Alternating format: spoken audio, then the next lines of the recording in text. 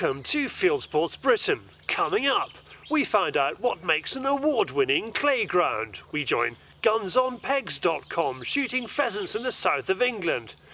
But first, this is a 1.2 metre high roe deer fence. Muffin will now demonstrate how the roe deer get through it. Muffin? Good girl. Roy Lupton has discovered a fox that's equally good at getting through man's barricades. This evening we're back at the ground where Roy recently shot 2 foxes as they crossed this impressive quarry. A couple of weeks ago we called those foxes in from the quarry, and we're actually the other side from the quarry base. But what we're going to try and do tonight, hopefully, is call the foxes in to within shotgun range. So they're going to come in, well, hopefully come in to within 20-30 yards, and then we'll try from there. What we're going to do is, we've got a little bank just up the top here. We're going to set up the caller just offset from us, so hopefully the fox won't pick up our wind, because where we are it's a little bit tricky, because if the fox comes out up here, we're going to be directly above it. The only way that we can get the sound going down where we need to do is obviously with the wind, because it's got quite a breeze coming down. But the risk factor of that is, with the sound going down there, our scent may also go down there as well. So we're going to use the caller, push it out 20 yards to our side, and just hope that the fox comes out to the caller and doesn't pick up our scent. But we can give it a try, see what goes on. Right, shall we? This is not a fishing trip, as we know there are still foxes about. Roy's friend Ian passes this ground on his way to work and grabbed a few shots of this fox marking its territory, having a bit of a mooch, and then deciding to exit through the top hole of some stock fencing. We are always amazed at the cunning and agility of Charlie. Anyway, back to today, and we're not counting our chickens as the rain is starting to come down hard. First, we set up 50 yards from the point Ian saw the fox jump. Roy has chosen the shotgun, so he's going to ham in close. One tip is to make sure a piece of kit like this has new batteries. There's nothing worse than getting all dressed up, but nothing to call with. Ian, go over and try it.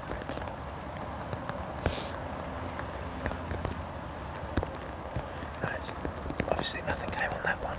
Again, the problem when you've got weather like this is that any sensible fox will have got into its earth, so they'll be sitting down there, so they're not necessarily going to hear the call. So we'll just try over again into the quarry and see if there's any more movement over there. We know there's been a lot more foxes come back out here. We've seen another at least 2 adult foxes working here, so they are about. We've just got to find them.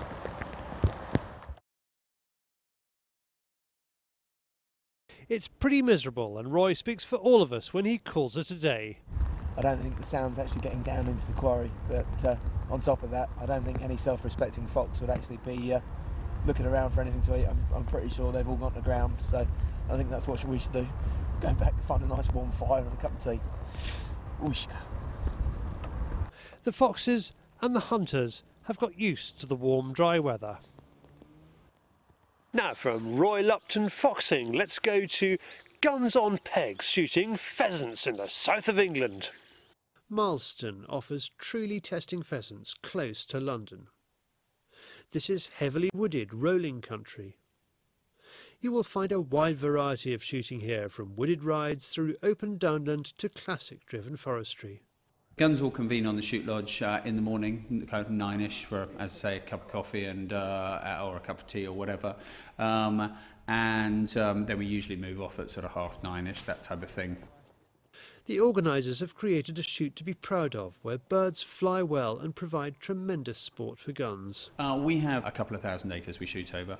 The Marlston side and the Bucklebury side, 2 separate estates. They're relatively equal size. We're being on the edge of the Berkshire Downs. We have some pretty good undulating ground and have a great keeper who throws a nice pheasant.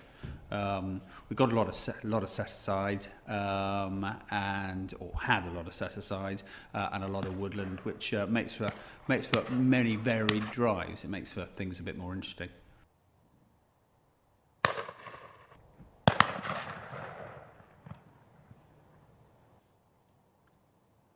After the first drive, first or second drive, depending on how the guns want to do it, we provide them with as much or as little homemade slow and plum gin as people want to. Marlston is a convivial shoot. From there we ran on to Lodge Copse, which is a drive that when we designed, the keeper and I had quite a bit of disagreement on. Is the answer? He was annoyingly completely right, but it's quite big. It's a 3.5 acre maize sorghum mix. We've got pampas grass launch points that we put into these things to hold the pheasants before we throw them, and then we throw them from that cover over some big deciduous wood to a line of guns standing in the bottom behind them, and they're quite impressive. The prevailing wind runs across there, so any breeze at all gives them quite a nice curl, I think it's one of our better drives. Marlston boasts 26 different drives across 2,500 acres. We have a wide range of drives. We have the standard, let's drive a wood over a line of guns back towards a pen, and then we have a lot of different drives. We have a number of drives where you are standing in the wood, standing on a ride in the wood, so it's a certain amount of snap shooting.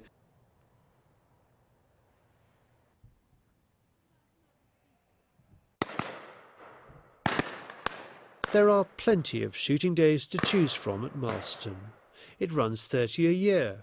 You can have a day of 100 birds upwards. The bag will usually include pheasants, French and American crosses as well as ringnecks, English and French partridge, mallard, teal and vermin species. We put nearly 50 acres of maize sorghum game cover down, so we do quite a bit of game cover driving. It's all quite varied. It adds to the interest of a day. It also allows us to tailor days towards the size of the day and the line of guns who turn up. Lunch is provided and the shoot organisers look after their guests here. It takes place in front of an open fire at Marlston's comfortable shooting lodge in the heart of the estate.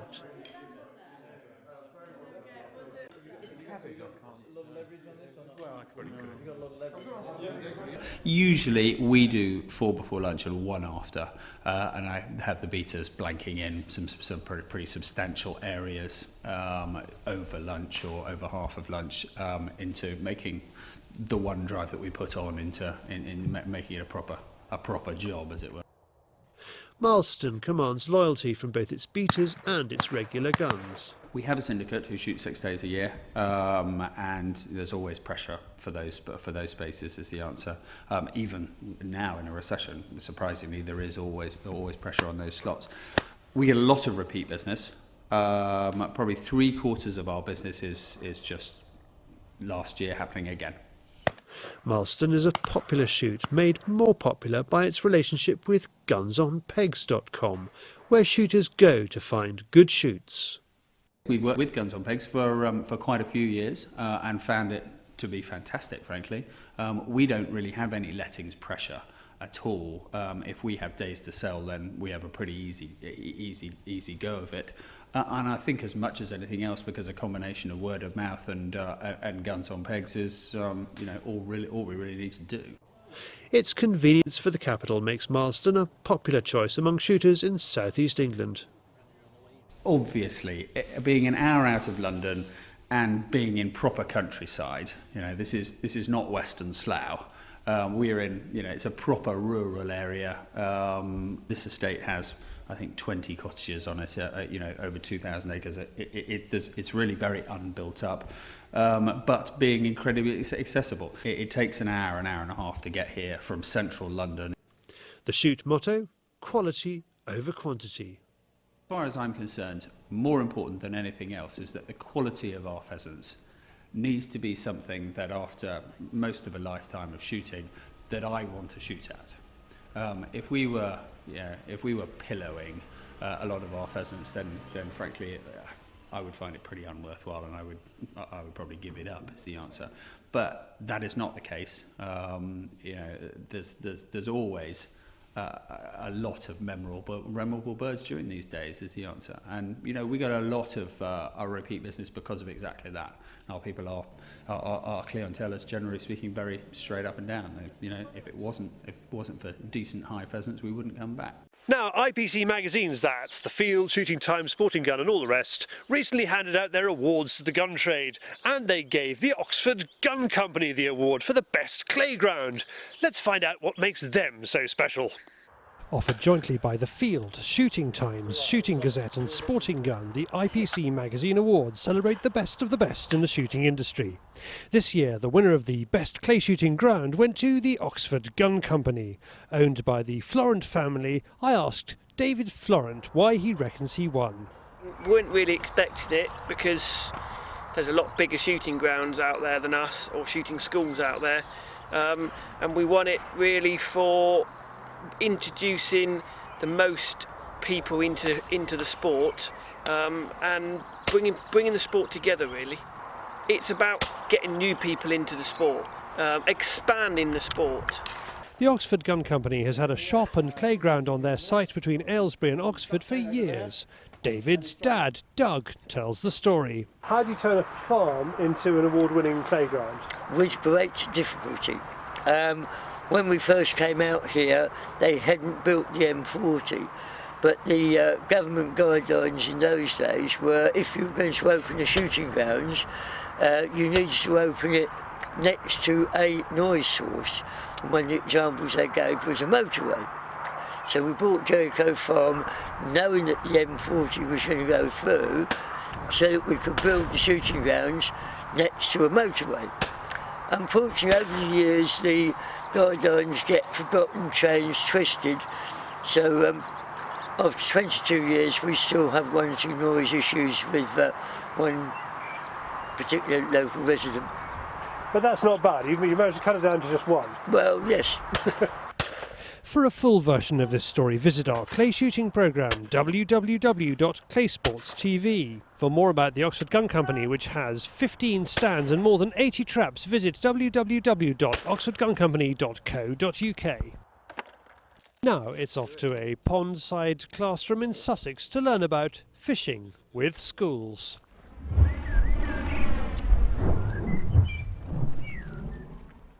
If classrooms looked like this, attendance levels wouldn't be a problem, and if your teacher was as passionate and knowledgeable as this man, you'd be mad not to pay attention. Okay, and tap forward. Brilliant, that's it, that's all you need to do. Fly fishing guru Charles Jardine with the Countryside Alliance are working to give schools and youngsters like these 15 and 16-year-olds from Midhurst Rother College a chance to try something new, building confidence in themselves and their abilities. Today we're at Duncton Mill near Petworth in West Sussex, and the day starts with some basic fish biology. But the boys, having already had 2 lessons with Charles, are keen to get kitted up and head off to the water. Glasses, important. Nice hat though. The rose is a particularly nice touch. Let's hope style on the riverbank doesn't equate to success with the rod.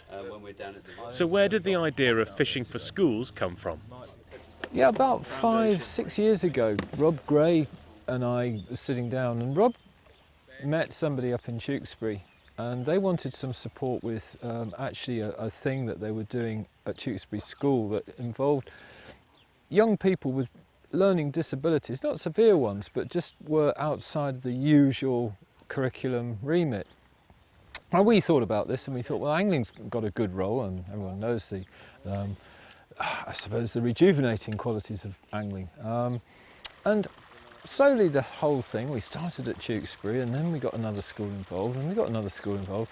Now we've got 28 schools involved. We've got 5 instructors, and it's been an extraordinary thing. It's captured people's imaginations, I think, to some extent. Fishing for schools is spreading throughout the country, and when PE teacher Mr. Thompson heard about the initiative, he didn't hesitate. Saw an advertisement with Duncton Mill here, and that they operate this programme, and then basically got in contact with the Alliance, and it sort of snowballed from there, really. What do you think the boys have got out of it? Oh, so much. I mean, you could go back to the academic stuff and look at that, but there's so many life skills that they can get out of this. These guys come from, you know, different backgrounds, and the team building exercises that we've done. So, you know, working together is so important in everyday life, as we know. Just the sense of what's it all about and what's on our footsteps, really, for them to be able to possibly take up a career working in this type of industry. We're a very rural school with a lot of rural pursuits out there, and like Martin, who owns the place, you know, you've got to start somewhere, and going to college and getting the qualifications, you know, is a fantastic way to have an insight into that as well. He maintains his first priority is the children, but we get the feeling he's enjoying the experience a great deal too. When the boys aren't catching trees, they're putting in plenty of effort to master their casting. Dave has shown great potential, catching the eye of Charles and the owner of the waters here. He has natural hands. I've been told I could get into the England youth team. How did that make you feel? It made me feel really happy when I first found out about it. So what are you going to do? Hopefully try and get in. That's going to mean quite a bit of work. Yep, definitely. You up for it? Yep. On the other side of the country, pupils at another school have also been bitten by the fishing bug. A large number of them are disengaged really from formal education. They don't get an awful lot out of the traditional curriculum, and that disaffection and disengagement can result in them simply dropping out the system and becoming disappeared. But fishing for schools has actually given them a focus and something that they really enjoy and something positive that they can take from school. Since I've joined this, got me out of trouble. It's more confidence. I feel like more safer now in school now. Just superb opportunity to see pupils in a different light, and pupils who don't do well in the classroom achieving, getting recognised for achievements and being enthusiastic and generally loving what they do. Back at Duncton Mill, there's some action. Charles has got a bite, but he gives the boys the chance to land it. Alright, just left. Go on. There you go. Teamwork. What a cracking fish. Midge, don't. No, Midge, don't. That's just not right. Whoa, what a beautiful fish. Charles and his colleagues are charging around the countryside spreading the word about fishing. He knows they're making a difference, but it may take a little time before we see the results. If you plant a sapling, don't expect to see a fully grown tree before you shuffle off this world. I don't expect to see the benefits of this immediately. Neither do teachers. Good teaching you never do, but you sow those seeds, and that's the vital thing. Yeah, I am, really. The Countryside Alliance Foundation is trying to get outdoor education onto the national curriculum. If you know of a school that could benefit, please get in touch. Call us on 0207 840 9232 or email us info@ca-foundation.org.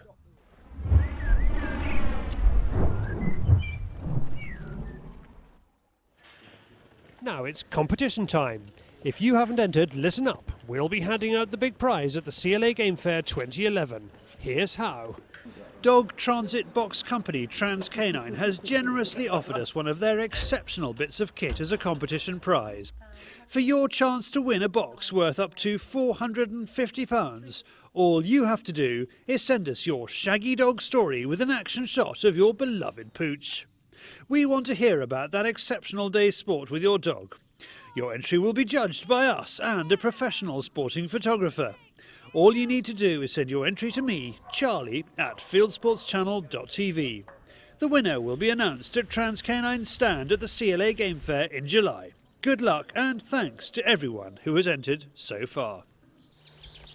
Well, last week we're in Switzerland, this week we're back in the ditch again. We're back next week. This has been Fieldsports Britain, and if you're watching us on YouTube, please hit the subscribe button, which is about there or there on the screen above you, or go to our website fieldsportschannel.tv, scroll down, pop your email address into the constant contact box at the bottom, or click to like us on Facebook, same place, or follow us on Twitter, and each week we'll send you news about our wonderful programme. Now to go out today, it's images from the Clay Classic.